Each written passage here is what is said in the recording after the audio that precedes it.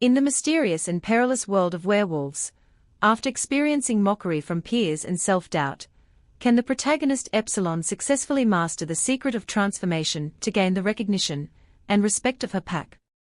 As the story unfolds, how will she confront her inner fears and external challenges? Explore the unknown. Subscribe to Kyra's adventure. Chapter 15. I lingered at the back of the group.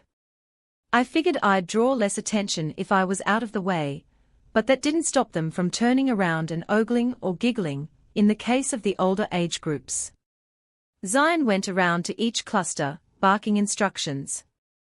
A few people in the older age groups transformed into wolves and started dueling, whilst others had remained in their human form to battle. I noticed how their eyes would change color, even in their human forms. It was certainly odd to see a person with glowing red eyes. He wound around a few other clusters, doing his rounds before finally reaching our group. He'd then barked a singular command turn. Instantly, the kids around me sprung into action. I watched in awe as a few of the kids' bodies became wolf-like, half transitioning before reverting to human again. A few managed to turn fully into their werewolf forms, whimpering and whining as though in great pain. However, they could only hold that form for a few moments before reverting to their human selves. Mile quickly turned to dread as Zion's eyes focused on me. "Turn, Epsilon," he yelled. "If these pups can do it, then I'm sure you can, too." I stood there, rooted to the spot. A few of the children shot me puzzled expressions, obviously wondering why I had yet to turn.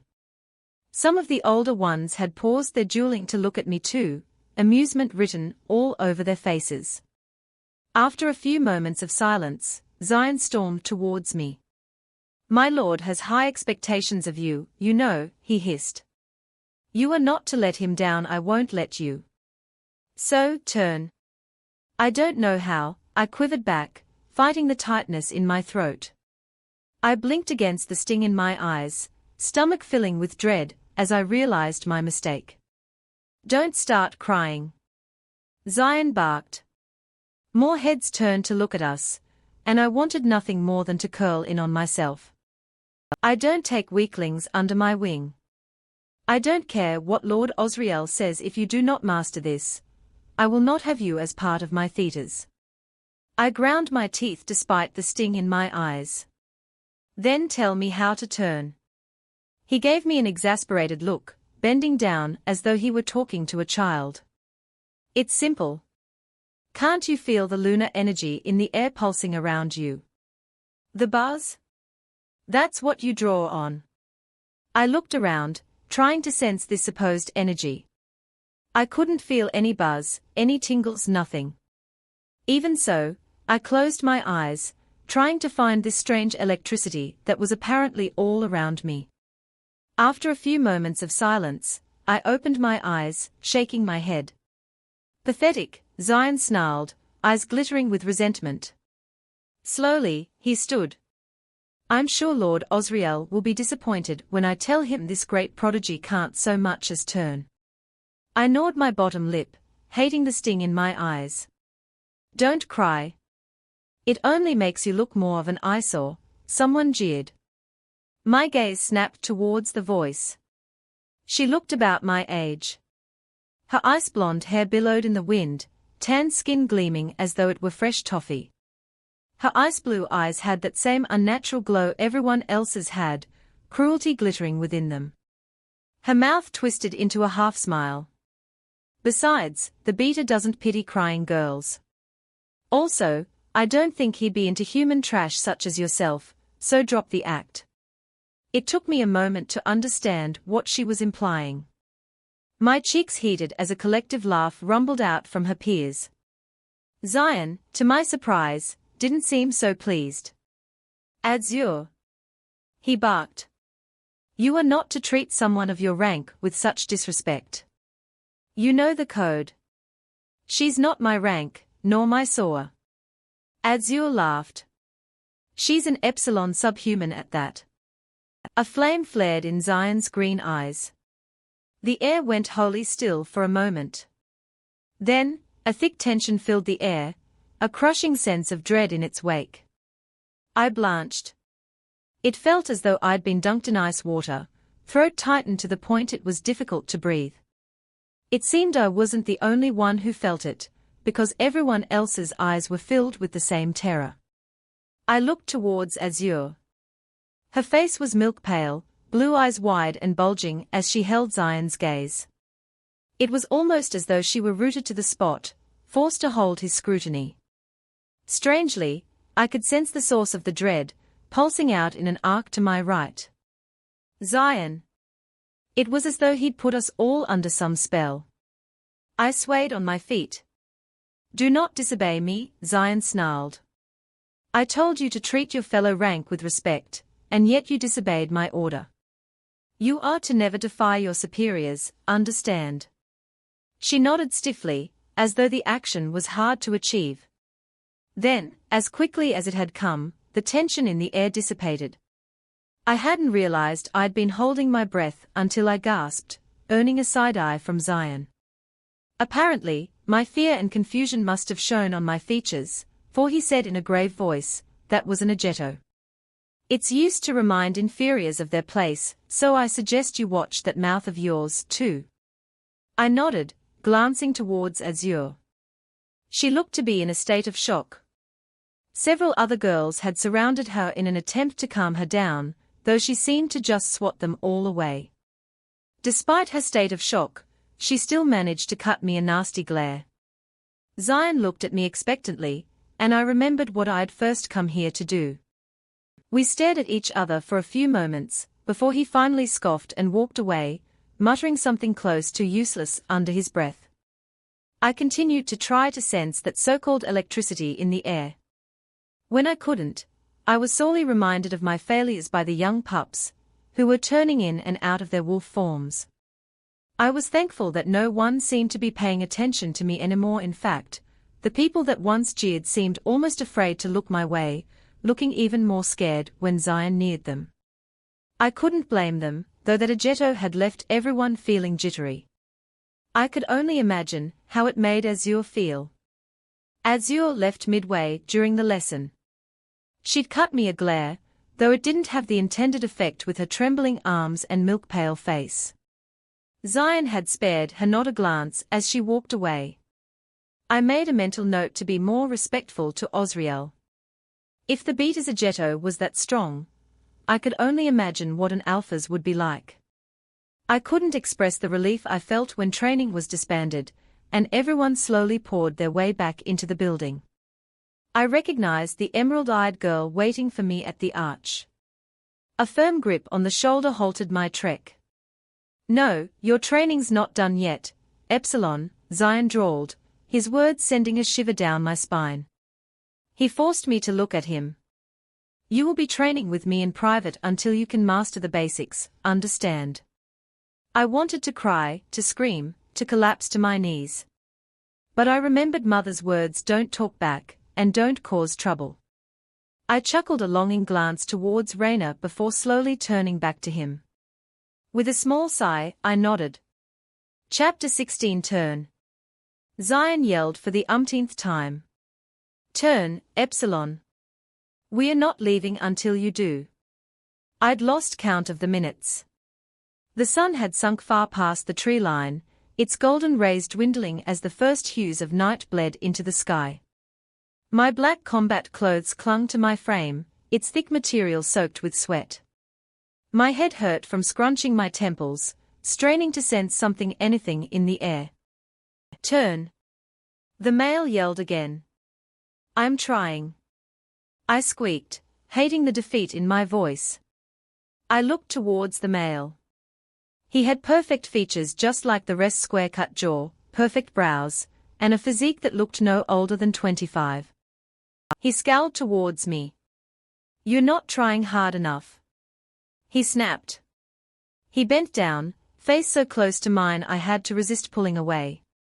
"Do you want to be the laughing stock of the court?" he hissed. "Do you want to be the reason all these people die? The reason this court will be overrun?" "No," I whined back. "I don't, But how am I supposed to turn when I can't even sense the energy in the air? I hated the defeat in my voice, the utter hoarseness, but I was tired. I wanted to go back into my room and never come out. I was at my wit's end, and I wasn't sure how much more ill temperament I could take. Then stop suppressing it, Epsilon. He yelled, exasperated. You're stopping yourself from sensing it. You're resisting it because you have too much doubt. For every second you fail to improve, you are risking the life of your comrades. Is that what you want to know? I yelped, unable to contain my tears. Please, we've been at this for hours and I haven't improved at all. Can I please just go back? Absolutely not.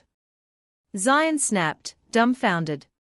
I mean, do you want to be the laughingstock of the court? Is this what this is? No. I yelled back. He shot me a warning look, but I was too burnt out to care. Suddenly my mother's words, which had been drilled into me for years, had no effect. I don't want to be here. I don't want to be a part of this stupid court. I don't want to be berated for something I can't do. I turned to him, glaring. And most of all, I do not want to be with you people. And you know what? Save your own asses. You don't need my damn help.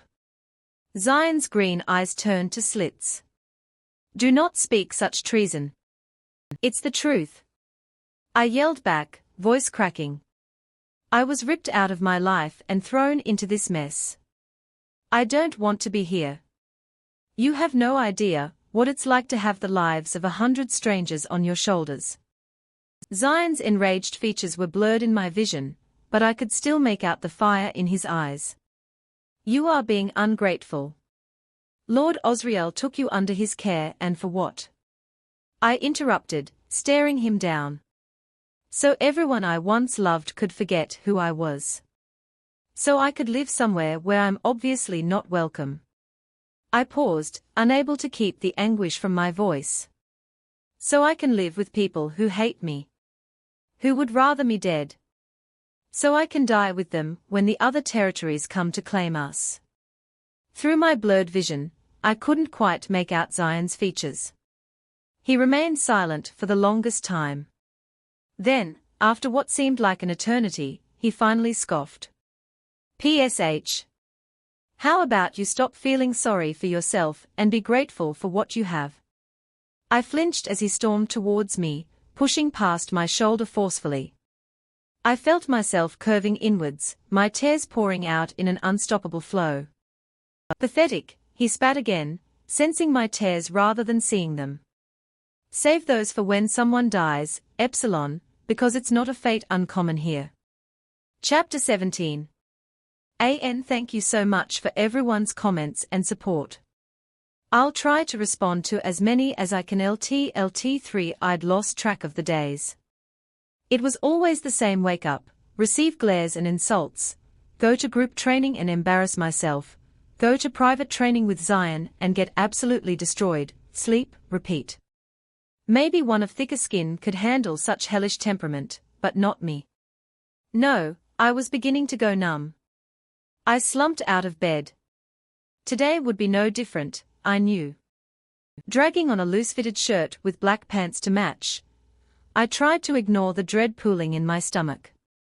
I tied my blue pelter around my shoulders, resenting the silver embroidery on its back, the glimmering symbol of theater.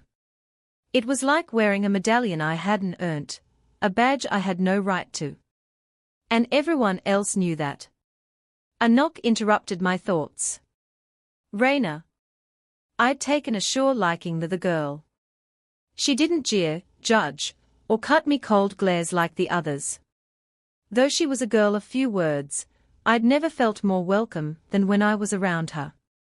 So I was partly relieved to be greeted by the sight of her emerald eyes, golden curls as luscious as ever.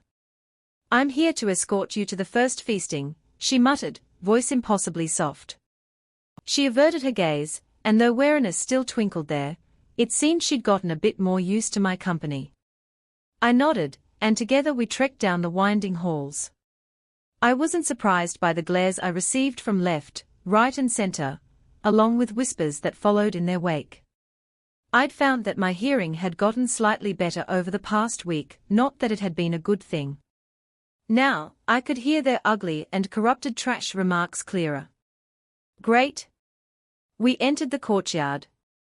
I was expecting more sneers to be thrown my way, along with more insults. What I wasn't expecting were a group of jovial faces to rush towards me, bombarding me like a swarm of bees. Kyra. A boy called. He looked no older than Raina, at least 15. His umber skin gleamed in the morning sun, a childish twinkle forming in his dark slate eyes. His forest green pelter billowed in the wind, as he rushed towards me with an outstretched arm, several others in his wake. I was even more shocked when the boy grabbed my hand and shook fervently. "My name's Olkan," he yelled. His grin was wide, an infectious thing that almost forced a smile on my own face. "We've been wanting to meet you for a long time, but Raina's been keeping you from us." "She's my duty," the girl shot back. I stared at her, stunned. It was the first time I'd heard her say anything that wasn't a low mumble. "Besides, Kyra's knew I don't need you guys bombarding her like this." Olkan waved her off with a scoff. "As if you just wanted to keep her for yourself. You can't keep everything from your friends, you know." I would have thought his claim to be dud if I hadn't seen the crimson that burned Raina's cheeks at the remark. My eyes widened. Before I could think on it any further, Olkan shot me a wide-toothed grin, stepping aside to reveal the two people behind him. "Kyra, I want you to meet my friends Susie and Ulrich." I looked past him. A girl, who I presumed was Susie, gave me a sheepish smile before averting her gaze. I noticed how her black hair was very similar to mine, albeit far more luscious and voluminous. The boy next to her, Ulrich, grinned at me beneath blonde curls. He had the same shine that they all seemed to possess, that ethereal glimmer. I was painfully reminded of how dull I must have looked in comparison. "Nice to meet you guys," I stammered, fighting the urge to avert my gaze. I'd never been good at conversation. I had only ever talked to Aelia, and even that had proved difficult. If Olkan detected my apprehension, he didn't let on, instead shooting me another wide-toothed smile. "We'd really like to get to know you, Kyra. You've become the talk of the court." "I bet I have," I thought bitterly. Even so, I kept a pleasant smile plastered to my face. Something didn't add up though. "Don't you guys dislike me?" I asked. When they gave me quizzical looks in return, I backpedaled. "It's just that everyone seems to hate me in this place, for being an Epsilon and possessing a supposedly dangerous power. I'm just surprised you guys are, you know, even talking to me." Something like pity flashed through Olkan's dark eyes. He masked it with a sad smile. "So, you're asking if we are afraid of you, is that it?" I started. No, of course not. There's no reason anyone should fear me. Hell, I can't even master the basics. I should be wary of you guys if anything." The silence that followed was deafening. Then, Olkan spoke, his tone suddenly serious. "We don't hate you or fear you, Kyra. Raina's told us many great things about you, and if anyone's word is to be taken, it's hers." I resisted the urge to glance at Raina, whose eyes were firmly on the floor. Olkan held my gaze. "We are nothing like the others, Kyra. Besides," he shrugged, that carefree grin returning. "Lord Osriel is powerful enough to inflict fear, anyway. And yet we don't fear him, let alone hate him. So why would we hate you?" I blinked. He was right, strangely enough. But then again, to compare me to the pack's leader was a stretch. He was their leader, their king. I was just another stranger. I opened my mouth to respond when another voice spoke up. "We are outcasts, just like you." It was the black-haired girl who'd spoken. Her voice was soft, yet there was undeniable strength to it. Her dark almond-shaped eyes held my own as she continued, and we know what it's like to be in your position. So. Her voice trailed off, and she promptly fell silent. Olken shot me a nervous grin. What Susie was going to ask is, would you want to be our friend? I blinked. The whole conversation was bizarre, especially considering what I meant to these people, but for them to ask that. I opened and closed my mouth several times, ogling them like a stunned mullet. After a few moments of silence, I collected myself. Yes, I stammered with a stiff nod. I would like that. The kid's grins widened Olken's more so than anyone else's. All right, let's head to the feasting. And, Kyra, you're welcome to sit with us if you like. I started, and Raina bristled beside me. Don't ask a higher rank to sit with us, Olken. She hissed, lowering her tone. It's disrespectful. I looked towards Raina. She looked towards me with an apology in her eyes, and with the glumness that had settled in the air it only occurred to me then how segregated the ranks were. I didn't have much time to mull over the details, however, before someone in a crimson pelter called out to us. Pick up the pace, Omegas. Feasting starts now. Without another word, Olken, Susie and Ulrich rushed towards the other side of the courtyard, all avoiding my eyes. Raina followed in their wake, muttering a promise to escort me after breakfast. Then, she was gone. I stood there for a few moments, stunned. Then, without another thought, I followed in their wake. Chapter 18a. I was surprised to find myself missing the Omega's company after parting ways. It was strange, but something ached in me when the kids shot me their sad smiles, obviously disappointed that I couldn't sit with them. Part of me wanted to. After being starved of basic kindness, their kind words had seemed something close to a godsend, something I wanted to latch onto, and never let go of. As pathetic as it sounded, I was a stray dog, and these people had just offered me food. With a sigh, I strode towards my table. A few theaters noticed my presence, shooting me looks that seemed to bring down the temperature around me. Others just regarded me with a smirk. Yes, I had in fact earned the title of the Epsilon that trains with the pups, and it seemed these people were not wasting the opportunity to snicker at my expense. I went to sit at a free seat next to two theaters who were engrossed in conversation, hoping they would be too preoccupied to notice my presence. I realized my mistake when the blonde one on my right turned to face me, her emerald green eyes glittering with cruelty. Shit, I'd sat next to Azure. Well, confident, aren't we? Sitting next to me. She drawled. Several people turned to look at us, and I had to fight the urge to sink into my seat. Azure gave me a deliberate once-over, nose crinkling with disgust. You know, you stick out like a sore thumb. Your hair looks like crow's nest, and that's the best of your appearance. You've heard what everyone calls you, correct? Several people snickered. Yes, I know what you all call me, I thought bitterly. Ugly. Azure leaned in, her green eyes glittering with glee. You don't belong here, Epsilon. If the inner circle had known any better, they would have put you down on the spot. She cast a glance towards the table of crimson pelters. I saw Osriel and Zion staring at us. Osriel looked concerned, whilst Zion just stared with raised brows. I wondered if they could hear us over the clamour of the dining hall. Azure turned back to me. Human corruption like yourself doesn't belong in this court.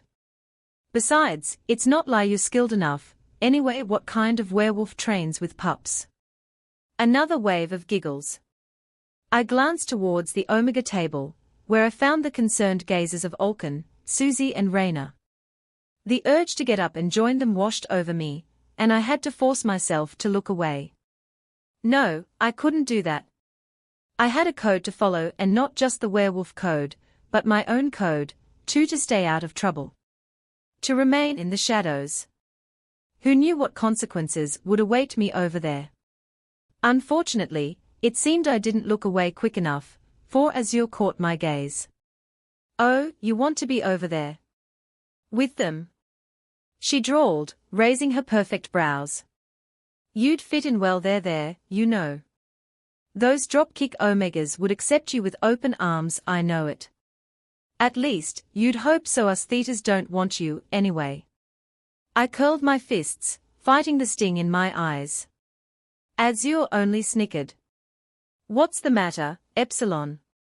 Going to cry?" People giggled at her remark. I tried to tune them out. "You know, maybe you do belong with the Omegas. I'm sure they'd be more accepting of human trash such as yourself." That was enough.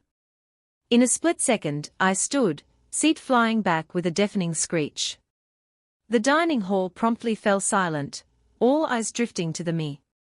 I turned to face Azure. Usually, I would sit and take the tongue lashing. Usually, I would ensure the laughs and giggles of my expense. Usually, I would stick by my mother's advice at all costs to sit in the background and be quiet. I sneered. But where had such advice gotten me?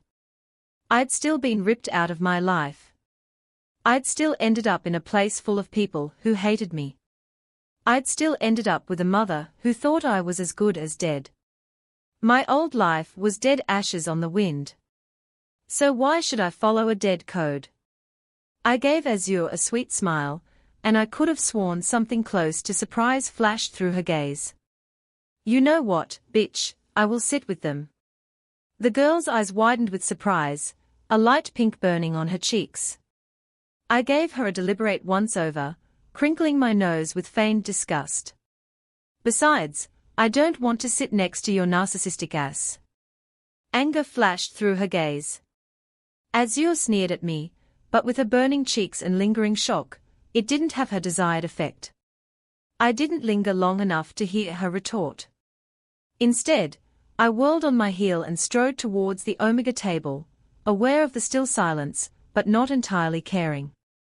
My anger filled me with a strange energy, something that simmered my blood like water on a stovetop. Once I reached Raina's side, I pulled out the chair and sat down, finally taking a moment to breathe. Everyone looked shocked. People looked at each other warily, as though unsure of what to do now. I was aware of the glare Zion sent my way, as well as Osriel's surprise. Strangely, I didn't care. In fact, I didn't feel the least bit embarrassed. So, as any other unafflicted person would do, I picked up my silverware and dug into the juicy turkey before me. The hall remained silent for a few more moments. Finally, chatter started up again, many eyes still lingering on me. Olkin blew out a breath beside me. "That was total badass, Kyra." I smiled through my mouthful of turkey. Indeed, it was. Chapter 18b. And for those of y'all confused why I added this chapter, see the newest revamped chapter for details. I continued to wolf down the turkey, aware of the odd glances on me. I was particularly aware of Zion's gaze burning holes into the side of my head, but in all honesty, I didn't care. He could go to hell for all I cared. The dining hall resumed its normal buzz, and for many minutes, everything felt fine. That was until Osriel stood up very abruptly, his hands braced on the table before him. His face had gone entirely pale, and my heart dropped to my stomach when I saw he was shaking. The dining hall had gone wholly silent, all eyes focused on our alpha. After many moments of tense silence, Osriel's head snapped up, his eyes wide and fearful. "Eastern wolves," he said. "And a lot of them." Zion stood up in an instant, his clattering plate thunderous in the near-silent hall. We could all feel it, that dread, the wondering if any of us would get out alive. "Omegas, head to the underground," Zion barked. "Do not let anyone in unless you are 100% sure it is one of us. Keep quiet and keep low." Everyone at the Omega table stood. I was rooted to the spot, shocked. Half of me knew what was happening, but half of me refused to believe it. An attack, already? It can't be. Ulcan grasped me by the arm and hauled me upright, dragging me towards the group of Omegas, who were already making haste towards the doors. I noticed how a few of them shot me quizzical looks, wondering why I wasn't staying back with the theaters, and my cheeks burned with shame. I should be staying back with the theaters, I should be on the front lines. But I wasn't. I wasn't ready. Pathetic. It seemed Osriel had recovered from his shock, for his face was less pale, and he looked a tad more composed. It made me wonder just how many enemy wolves there were for him to blanch like that. Thetas, gammas, resume your positions around the court, he barked. Protect it at all costs. Remember your training, and keep a level head. I was already halfway out the doors by the time the thetas stood. The last thing I saw was the doubt that flashed through Osriel's eyes, the question that resonated with all of us: how many will die today? The thought made my skin crawl. I allowed myself to be pulled along by Ulcan, who was definitely the most composed out of the three of us. Raina looked about as shell-shocked as me, and Ulrich and Susie looked to be shaking. I tried to control my breathing as the group of Omegas walked into the courtyard, one of them undoing the latch to a wooden trapdoor set into the ground. I didn't have much time to look down the hole before I was dragged in. It was dark, so dark I could barely see an inch in front of me, and if it weren't for Ulcan's guiding arm I probably would have slipped down the wet, cobbled stairs. I let out a small sigh of relief as the floor leveled out. The relief was short-lived. It stunk of mildew and moisture, and with no light to see, I felt as though I was suffocating. I heard the sound of a large oak door opening, and then the sound of it closing a few moments later. I assumed we were now in a room, locked away from the conflict raging above us. We waited in dreading silence, our hearts racing as our ears strained for any noises above. It was quiet in here, far too quiet. All I could hear were my racing thoughts. People are dying up there, they kept saying. And where are you, their so-called saving grace? You're cowering in a cobblestone bunker. It wasn't long before I felt tears streaming down my face. I kept repeating Zion's words, over and over: for every second you fail to improve, you are risking the life of your comrades. He was right. Hell, the bastard was right. I should have kept training with Zion. If I had, maybe I would have discovered my ability. If I had, maybe I would be up there fighting alongside my comrades right now, instead of cowering in this bunker. I shouldn't have let my pride get the better of me. The blood of those who perished today would be on my hands, because I failed them. We sat in that bunker for what felt like an eternity, and if none of the enemies would come down to kill me, then I was almost sure the anticipation would. Finally, after much waiting, the oak door opened, and with it came light. I bit back a sob. Osriel stood there, his face scratched and slightly beaten, but he looked mostly well. He held a torch in his hand, illuminating our wary faces. My relief quickly turned to dread when I saw the stone-cut look on his face, the eyes that holstered so much anguish and rage. 30 people. 30 people had died that day. And I felt the weight of all of them. Chapter 19. Thetas aren't supposed to sit with Omegas. You know that, right? Training had finished about an hour ago. Well, for everyone else, at least. Me? I was still stuck with the insufferable beta. I'd noticed the birds' melodies becoming more sparse and lilted as the sun's rays dwindled behind the trees. I'd noticed how fewer people were milling the grounds, packing away their things, filtering back into the court. The court had been quiet ever since the attacks. Everything was quiet, the dining hall didn't have that cheerful buzz anymore, and the halls were almost always silent. It had been a week since the attacks, but I knew it was a wound that could take years to heal. I glanced towards Zion. His shoulder-length hair gleamed like fire in the sunlight, almost like a reflection of his stern temperament. His perfect brows were furrowed, a disapproving frown on his face as he regarded me. I could tell he was affected dearly by the events that had taken place. We all were. And he seemed hell-bent on taking it out on me. There's a reason the ranks are separated at the feasting. What you did was just plain stupid. Strangely enough, my lack of progress hadn't appeared once in conversation, not even once.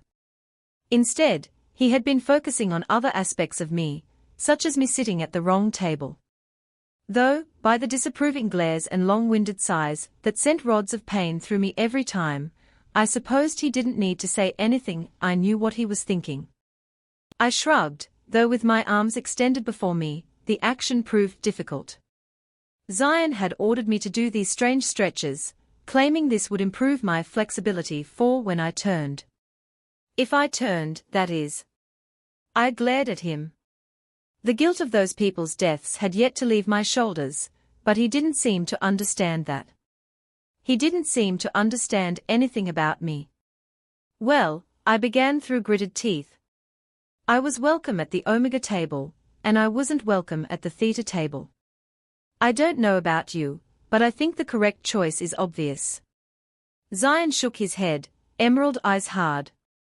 It doesn't matter how they treat you, suck up the temperament and remain with your ranks. He shook his head again. It's part of the code, for goodness sake. God, Epsilon, it's almost as if you don't want to fit in. You're not helping yourself by doing that. I don't fit in, I shot back, more aggressive than I intended. Zion shot me a warning look, but I continued, the majority don't accept me, so what's the point in trying? It was true. I was supposed to be their saving grace, a gift of the fates, and yet they insisted on treating me like dirt. Then again, why wouldn't they? I had done nothing yet to prove myself, aside from cowering in the corner of a bunker. Zion pinched his nose, his sigh disapproving. Respect is earned, Epsilon, not given. It seems you find that notion difficult to understand, though. I ignored him, stretching my arms further out. It seemed Zion was losing his patience, though, for he sauntered towards me and pushed my arms down. That's enough stretching, Epsilon. This isn't a yoga class. Now I want you to turn. Now? My stomach melted into a puddle of dread. I knew how the lesson would go from here. I would fail to turn, making Zion only angrier and more demanding, leaving me feeling only more guilty and stressed. He would lash me with words, slamming me with insult after insult, and eventually, I would crack. Zion narrowed his eyes. Turn, Epsilon. We don't have all day. I shook my head. I can't turn, Zion. Lord Zion, he corrected. I suppressed a sigh. All right, Lord Zion. I can't turn. I don't know how. You and I both know how this will go. His face twisted into a sneer. I don't care if you think you can't, but you will. He paused, taking a step towards me. I resisted the urge to cower. So, turn. I scowled. Maybe it was the thrill of my earlier revelation, or maybe it was just plain stupidity, but part of me wanted nothing more than to rebel. I leveled my gaze with Zion's. No, I said, with a kind of finality similar to my mother's. Zion blinked. After a few moments of stunned silence, rage flashed through his eyes. What? He asked, a dangerous edge to his tone. No, I said again. I'm not gonna turn, and I'm telling you that now. Let's just agree not to waste our time here. Zion went wholly still. Then, quicker than the eye could track, he stood a step towards me, and it took everything in me to not react. Do not disobey me, he hissed. I don't care if you think you can't, you will try. Despite the cold sweat breaking out on my back, I swallowed, shaking my head. No, I said again. I won't. The man's body relaxed a tad, something close to an exasperated smile on his face as he nodded. Then, quicker than I could anticipate, crushing dread filled every inch of my body. I yelped, dropping to the floor. Zion's eyes were locked on mine, his face contorted with rage. It took me a moment to realize that his eyes had gone golden, which could only mean one thing. Agetto. Do not defy me. He snapped, voice impossibly loud in my ears. I wanted to run, to scream, but I was rooted to the spot. Pricking anxiety ran in waves over my skin, my throat impossibly tight. My diaphragm convulsed as I struggled to draw in air, its spasms in time with the erratic drumbeat in my ears. A strangled yelp escaped my throat as Zion took another step towards me, his agetto squeezing me in its iron grip. His golden eyes bore into mine, and through my doubled vision I could feel myself disconnecting further and further from reality. Through my dread-fogged mind, I could feel something rising from the icy panic in my veins, a strange buzz. It leached out my bones and thrummed through my core, sending spasms throughout my body. It pumped through my veins, raw and powerful, demanding I find a way out and escape. It pushed painfully against the underside of my skin, and at that moment I truly thought I'd be ripped apart from the inside out. Zion took another step towards me. The strange power rose in response, as though resisting his pressure. He was yelling at me, but I couldn't hear anything. All I could hear was the loud bang in my ears, the deafening roar that intensified with every second, rising in time with the thrum of my body. I felt my mind hanging on by a thread, losing itself to something that seemed primal, instinctive. I gazed into Zion's golden eyes, and in that moment only one desire roared through me. Escape. I balled my hand into fist, allowing the power that traveled to my arm as I swung. His eyes widened for the briefest of moments as my fist connected with his chest, bones cracking asunder, before he was thrown back several yards. As the agetto lost its grip on me, I collapsed to my knees, gasping as the strange thrum dwindled within me.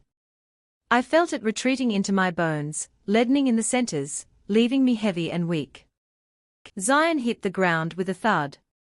He lay there in stunned shock for a few moments before scrambling to his knees, backing away from me with wide green eyes.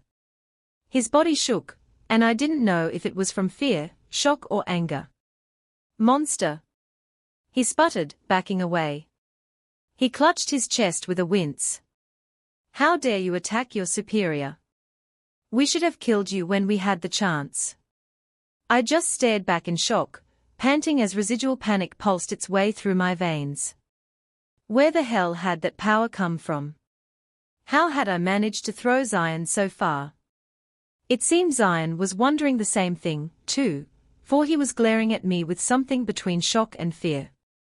We stared at each other for what felt like an eternity, watching carefully, waiting for the other to attack. Zion was the first to break the silence. Leave and do not come back, he hissed, voice cracking. Attacking your superior is a great offense, and as a result you have been exiled from this pack. My heart sunk. I wanted to scream, to deny him, but all and any words died on my tongue. It seemed Zion saw my reluctance, for something close to glee formed in his gaze. Yeah, that's right, Epsilon, he hissed, a slight shake to his voice. You're a danger to the pack. No one wants you here, and I think you knew that already. He pointed towards the forest. So fuck right off. For a few moments, I simply gawked at him. His chest rose and fell erratically, eyes wide and wary.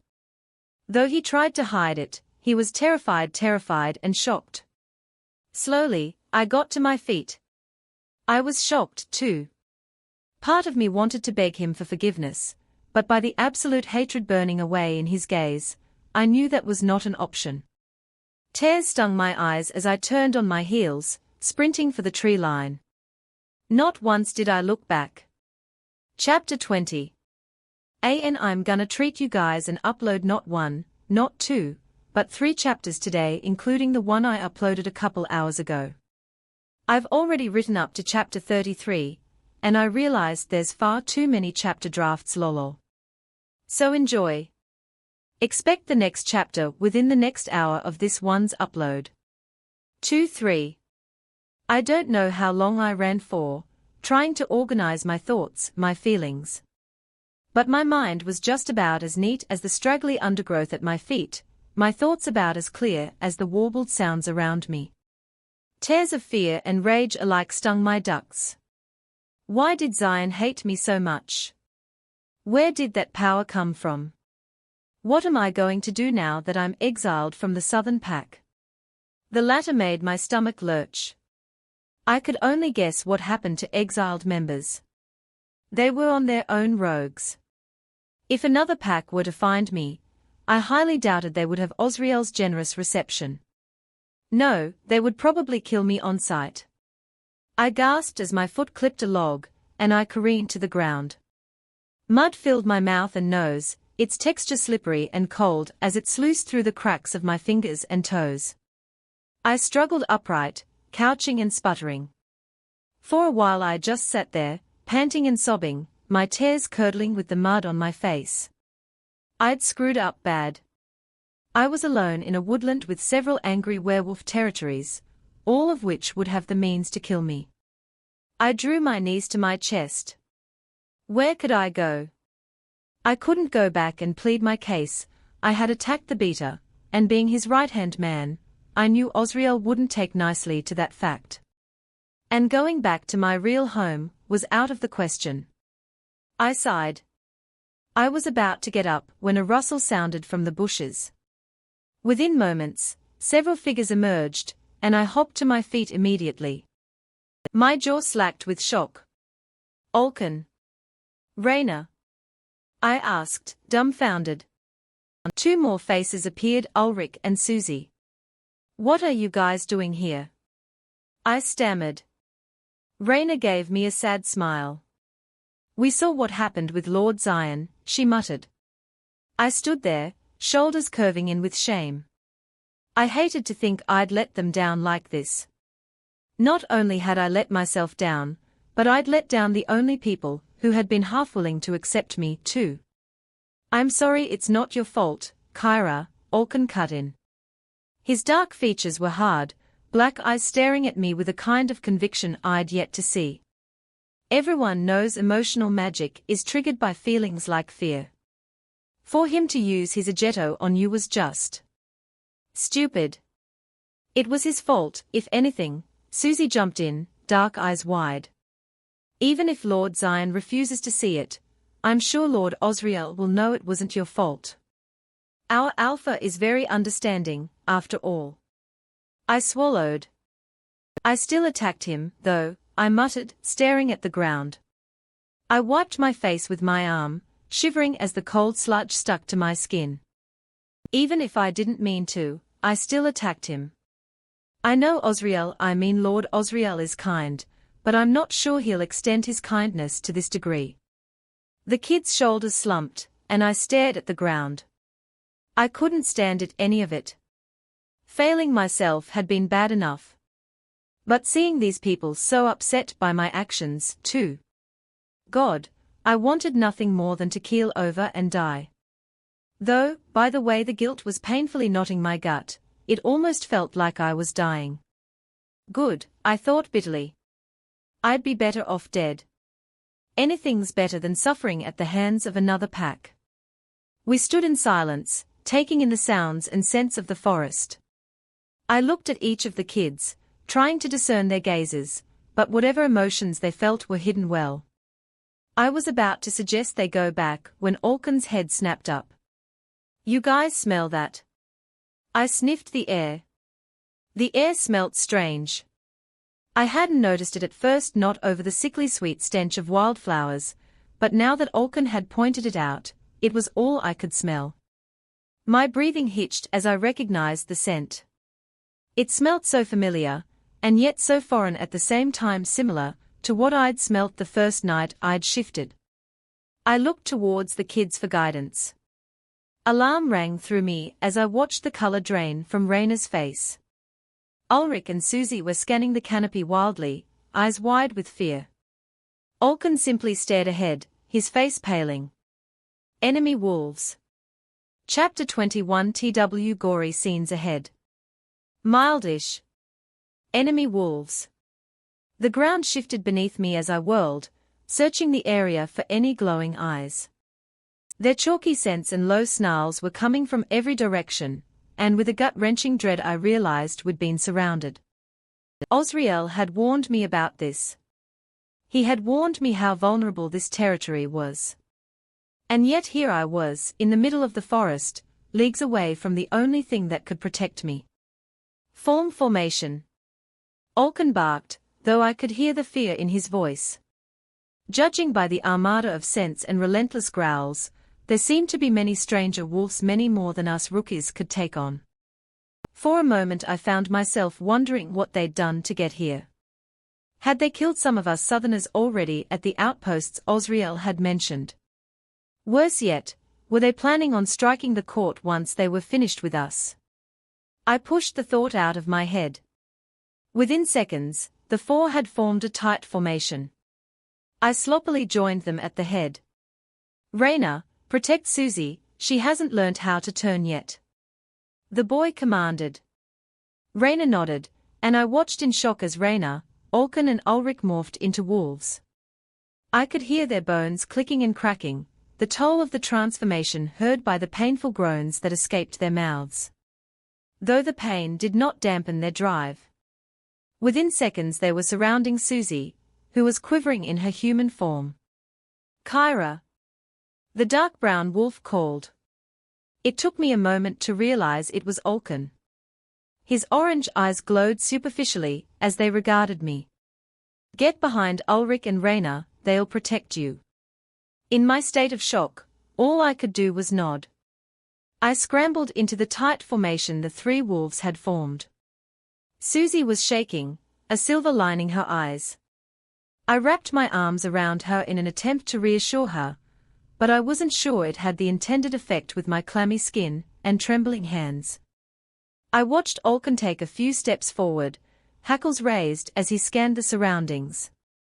I wasn't sure of his skill, but with my own lack of skill I could only hope it was enough to get us out of this. Just then, several wolves jumped out the undergrowth before us. They were large, much larger than the adolescent wolves at my side, anyways. I noticed that their furs were predominantly dark greys and blacks, eyes an array of red and oranges and golds. Their arms and legs were bulked and muscular, and I could feel the earth shaking with every step they took. They looked every bit like the matured wolves back at the court. The lanky forms of the children couldn't compare. I watched in horror as they snarled towards Olken. Just then, two more wolves jumped out behind us. We whirled, Raina and Ulrich scrambling to the rear. The two wolves snarled, their red eyes alight with hunger. Raina and Ulrich snarled back, but even I could detect the uncertainty in the growls. It seemed we all knew it. We were hopelessly outnumbered. I stood there beside Susie, my arms hovering in anticipation for attack. I had no form of defense, no knives, no guns, and I didn't even know how to turn. Then, it started. One of the wolves launched for Olken. Surprisingly, the boy's guard held, and he even managed to throw the beast to the side. The victory was short-lived, however, as the two other wolves shot for him. Just then, the wolves at the rear shot for Raina, and I felt all blood drain from my face. Time slowed, and I watched on hopelessly as we were attacked from all angles, the thumps and snarls a deafening melody of impending doom. And there I was, standing there, helpless. Useless. These kids were laying down their lives for me, and at this rate, they would die for me. I watched on. Raina and Ulrich engaged in combat, holding the wolves at bay despite being half their size. Olken managed to throw off one of the wolves with his impeccable guard, but it simply wasn't enough. I watched in horror as another wolf sunk his teeth into Olken's throat. The world went dark. It was just me and my emotions, my fear, my rage, my helplessness, my desperation. For a moment, I saw the carnage of this battle, an outcome promising blood and defeat. My friends, mauled at my feet, their blood seeping into the upturned earth, and the enemy jeering, waiting to have their way with me. We were doomed, and I had doomed them. A crushing rage filled me, and in its midst, something else appeared. It was small at first, like a small hand tapping shoulders, asking politely to get through. Soon, it was pushing, demanding to get to the surface, to get out. It flowed through my veins, sending electricity through my bones, its power thrumming all throughout my being. I was thrown back to reality. Through my purple-tainted vision, I could see everything, feel everything, taste everything. I felt wilder than I had that night. No, I felt invincible, like I could take on the world. I could feel the muscles bulging under my skin, wrapped tightly around my lithe body, the raw power I holstered. The wind rushed in fierce rays through my fur, the cold mud under my pads a tantalizing relief. I could feel myself sinking into the earth as I readied myself on all fours, my wolf form prepared to pounce. My eyes snapped to Olkin, who was still struggling at the mercy of the stranger. In a flash, I launched forward. As I sprinted at impossible speeds, the winds tousling my fur and my feet pounding the ground, that's when I realized that this was the power everyone had told me about, and it was mine. All mine. And I was sure as hell gonna use it. All I saw was a flash of red eyes before I slammed into a soft body. Bones crunched and cracked asunder the force of my blow, a deafening yelp sounding as the enemy wolf was sent sprawling. But I wasn't done. No, I was feeling the thrill of the hunt. And I had to finish the kill. The wolf slammed into the base of a tree. Through my purple-tainted vision, I sprung forward, locking the wolf's body in my jaws. With surprising ease, I lifted him off the ground, shaking my head from side to side. The wolf screeched as my teeth broke further into his body, snapping bone as one would snap a twig. I shook and shook until his scream quieted, until he stopped struggling within my grasp. Then, I tossed him aside like a used doll, whirling to my next target. This one's fur was a tad lighter, orange eyes filled with fear as they regarded me. He started to scramble away in a futile attempt to escape, but I was simply too fast. Within moments I was by his side, pinning him beneath me. Yelps of terror escaping his chest as I raised my furred fist. I threw my arm, the blow splitting his skull and turning his head to gory mess, the reverberations shaking the ground. I continued to punch until his face was no longer recognizable, looking more like roadkill than wolf. I stood, turning to face my next victim. I couldn't make sense out of anything through my haywire mind, but I could see the shocked eyes on me from both my allies and enemies. My gaze locked on them, and within moments they were running. I launched on all fours towards them, but my body was starting to feel heavy, and my heart rate was slowing in my ears. I hadn't made it 10 yards before I collapsed, my breath coming in labored puffs. My mind was reeling, fogged by the pain and distorted sensations around me. Smells of every kind hit my nose, and warbled voices met my ears. I barely recognized them as cries of help. I could sense something else, too. The presence of other wolves. I could feel their paws thudding along the ground as they got closer. I couldn't smell them, but as my consciousness dwindled, I just hoped to every god I could name that they weren't enemy wolf. Kyra, called a distorted voice, almost from a faraway land. Kyra. I'd know that voice anywhere. Osriel. Chapter 22. I didn't know how much time had passed. Everything came in flashes sometimes. I'd open my eyes to see the blinding white lights of a foreign room. Other times, I'd see a concerned azure gaze.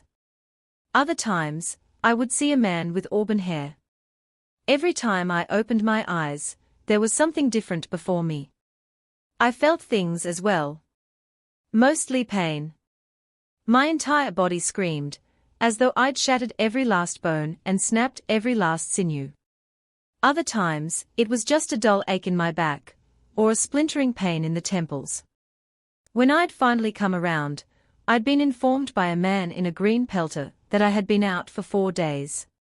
He seemed nice enough, with his mouse-brown hair and warm chocolate eyes. What seemed strange to me was the silver embroidery, on his back very different the usual omega gold. During his rambling, I found myself staring at it a lot. It wasn't long before I'd fully recalled what had happened, and with it came the guilt and shame. I had killed people, and not just killed them, mutilated them. It didn't sit right with me.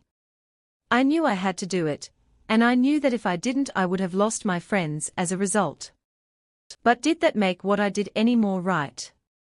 I had smashed in their skulls and torn them apart, and what did that make me? A murderer. The man had informed me that I was in the court's hospital wing, and that he was one of the pack doctors. I had more questions for him, but he'd been in a rush to exit the room, muttering something about grabbing the alpha. It wasn't long until Osriel walked through the door, azure eyes shot with concern. "Hello, Kyra dear," he began, taking careful steps towards me. I frowned at him. "As I've said before, I'm not your dear." Osriel stilled, before letting out a loud laugh. Visible relief smothered the apprehension in his eyes. "Gosh, and here I was worrying I'd lost you. Good to see you still have your spark." Despite his humor, there was an undeniable element of relief to his tone. I smiled back at him. "I am, too." Silence settled over the room. "How are you feeling, Kyra?" Osriel prodded. I sat up, surprised to be met with very little pain. "Better than expected, actually," I mused. "I was in a lot of pain during my sleep, but now I'm fine." A deep chuckle rumbled from the male's throat. "You can thank Dr. Herschel for that. He's one of the pack's best doctors." I pondered. It seemed like a stupid question to ask, especially given the circumstances, but it was one I was aching to know. Why did Dr. Herschel have silver embroidery on his pelter? Why not gold like the rest? Osriel's brows shot up. "Ah, I'm glad you noticed. Within the Omega class, we have a few specialists. Great healers will often become pack doctors, and though being an Omega, they are in a sense in their own category entirely." He paused, a gentle smile on his face. "He treated your Omega friends, as well." My eyes widened and my back straightened. I winced as I was met with a spike of pain. Osriel rushed over to me with concern, but I waved him away. "How are they?" I stammered. "The Omegas." Osriel visibly relaxed. "They are fine, Kyra. In fact, it seems you saved them just at the right time. Had their wounds been any deeper, they could have suffered worse." I swallowed, thinking back to the bite on Olkin's ruff. "And Olkin? He's fine," Osriel assured. "The kid's durable. A couple of sticks and some healing magic, and he was back to health." I sunk back into my bed, nodding. It was a relief to know my friends were okay. I would never forgive myself, had something drastic happened to them. Silence settled over the room. It took me a moment to detect the strange tension in the air, as though there was something that had yet to be addressed. "I am very sorry for my beater's behavior." "Ah? So that was it." I turned to look at Osriel, unable to hide my shock. "You're not angry at me?" Osriel frowned. "Why would I be angry?" "For attacking him," I stammered. "I'm pretty sure I broke some of his ribs, at least I think. I hope he's okay." It was more of a question than a statement, but Osriel only gave me a small smile. "Kyra dear, do not fret about that. He's fine. Besides, it's a fundamental rule to never use an agetto on one with an affinity to emotional magic. It causes them to lose control. It was Zion's fault, and I think he understands that now." Despite the light in his eyes, there was something dark to his tone. I could only imagine the tongue lashings Zion received, and for a fleeting moment I pitied him.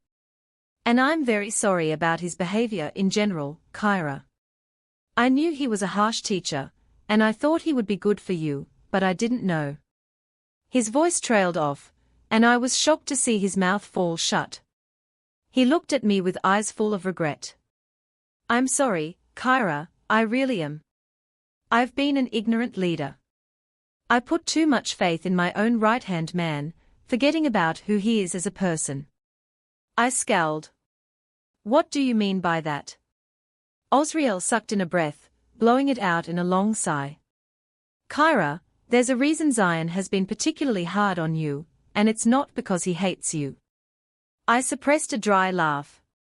Now that was hard to believe. I looked back towards the Stygian man, expecting to see that usual light-hearted expression. Instead, I was left shocked by the gravity of his gaze, and for a moment the world shifted beneath me. He was like you once, Kyra, an outsider. You see, he originally hailed from the Eastern Pack. My eyes widened. The Eastern Pack. He was abused and exiled from the pack, he continued. Me and a few of my men were out on a hunting trip when we stumbled upon him. He was only a pup at the time. I raised a brow. Just how old were these guys? I said nothing as Osriel continued. It was very hard at first. I was ready to take him in, but the others weren't so keen. Everyone, from the Omegas to my own Gammas, thought we should abandon him, because he wasn't one of us. But I persisted. I let him stay. Osriel paused, swallowing. A strange look entered his eyes. There's only so much you can do to control your people, Kyra. It doesn't matter what I thought of Zion. To them, he was an enemy, someone they should hate. It didn't matter how many times I advocated for them to treat him kindly, or how many punishments I handed out to those who didn't. It didn't stop the whispered words, the glares and sneers. They are my people, yes, but they rule me as much as I rule them. It's like the saying, a king is nothing without his kingdom. I nodded. It made sense to some degree. Though, by the wary gleam in his eyes, I didn't have it in me to challenge him. He leveled his gaze with mine. So, I guess you could say I'm sorry for that too, Kyra. Believe me, I wish there was a way around it, but there just isn't. I wish I could stop my people from treating you the way they do, but I just can't. I just keep hoping that, if they see you by my side for long enough, they will eventually come to like you.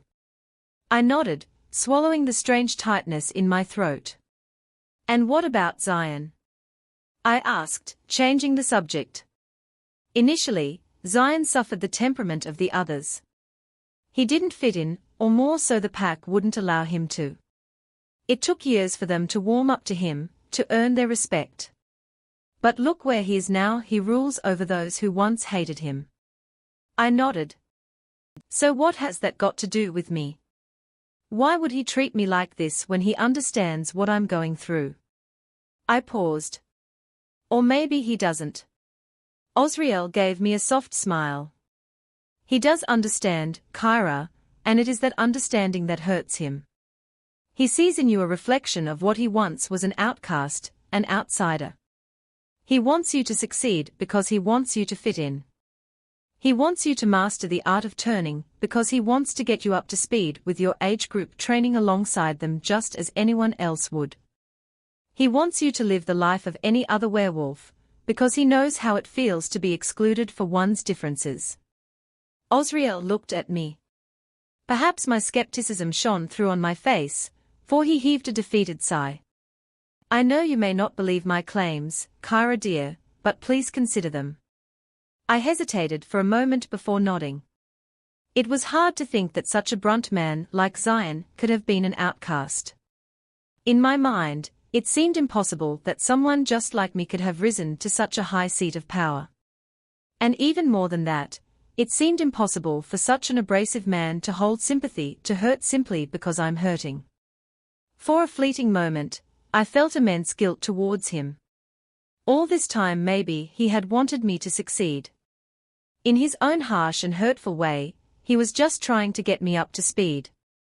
And I'd thanked him by breaking several of his ribs. My stomach nodded at the thought, and I quickly pushed it out my head. I looked towards Osriel, who was beginning to make his way out the ward. He shot me one last glance, smiling despite the wariness in his eyes. Maybe he was lying about it all just to make me feel better. Or maybe he was telling the truth. He came to an abrupt stop, staring at me. I watched his face fall slightly, eyes lighting up with concern. "I know it's not easy to accept, Kyra," he said quietly. "Killing someone for the first time. But it's something we must do. In the world of werewolves, it's kill or be killed." I nodded, wondering how he'd known what was bothering me. Was I that bad at hiding emotions? And then I thought over his words. Was this world really so dire? I knew the answer, but I wasn't sure if I was ready to accept it. Slowly, his frown turned into a grin. "We can have a private training session together, Kyra, if that makes you feel any better." It took me a moment to realize he was asking, and I nodded fervently. Osriel smiled, and something within me stirred. His lips were pink and plump, and for a fleeting moment I wondered what they felt like. I shook the thoughts away. "Great. I'll come collect you once you're discharged. In the meantime, get some rest, you need it." With that, Osriel turned and left. In his wake lingered many thoughts, mixing in with the metallic smells and fluorescent lights of the ward. I debated Zion's intentions, and the truth of Osriel's words, and the more I thought, the more I was sucked into the vortex of confusion. Even so, I couldn't help the undeniable excitement that came with thoughts of alone time with Osriel. I even caught myself grinning a few times. Slowly, I lay back down. Maybe I'd hit my head harder than I'd thought. If you enjoy Kyra's story, don't forget to subscribe, more excitement is coming.